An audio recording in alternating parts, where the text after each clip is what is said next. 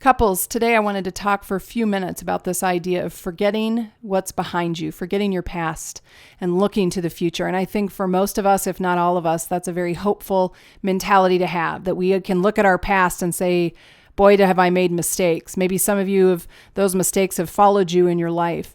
But to recognize that you can change, the past can be something that informs you, and you can make changes that'll give you a different future. And I think that what's good to know is that's very much a biblical concept. I thank God that we don't serve a God that holds our past over our head, that He wants us to be forward-looking and future-focused. And so today I wanted to talk about that. We're going to look at Philippians chapter 3, a verse there that Paul speaks to this concept.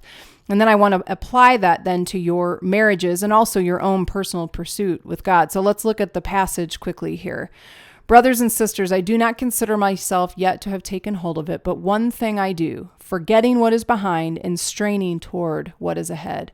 Now, what Paul's talking about specifically in that passage is his own pursuit and journey with God. He certainly made a lot of mistakes if you know anything about the Apostle Paul's life. He once had been a person that sought out and killed Christians, and now he is a follower of Jesus. And so his whole concept and mindset here is forgetting that past, forgetting where he had come from, to know that God had redeemed him and that his future was bright and focused on God. And that's the mindset that we need to have in our marriages. Instead of wanting to hold things over one another's heads about the old way of doing things, to be committed to, let's find a new way. If our communication, the old way of doing communication, has been to tear one another down and to rip each other apart, then let's look at finding a new way. Let's make our future different. That needs to be your attitude as you apply this to your marriage. Here's the thing. I think a lot of times in marriage counseling, what I hear is the same old script playing out between a couple. The same responses, the same reactions. You know, you kind of know the drill. You know the direction that an argument's going to go. You can kind of anticipate what your spouse is going to say before they even say it. And I think the goal of using this devotional, I hope, can inspire you to say, let's throw that old script out. Let's write a new one together.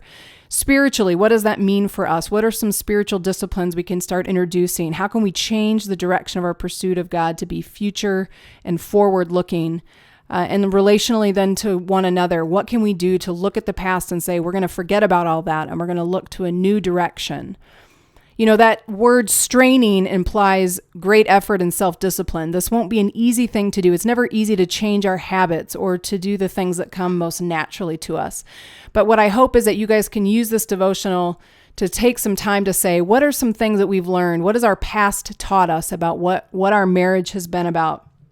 What our pursuit of God has looked like, and what are some things that we can start implementing today that could give us a direction that we're going forward. We're forward-looking and future-focused, hopeful, and not sad.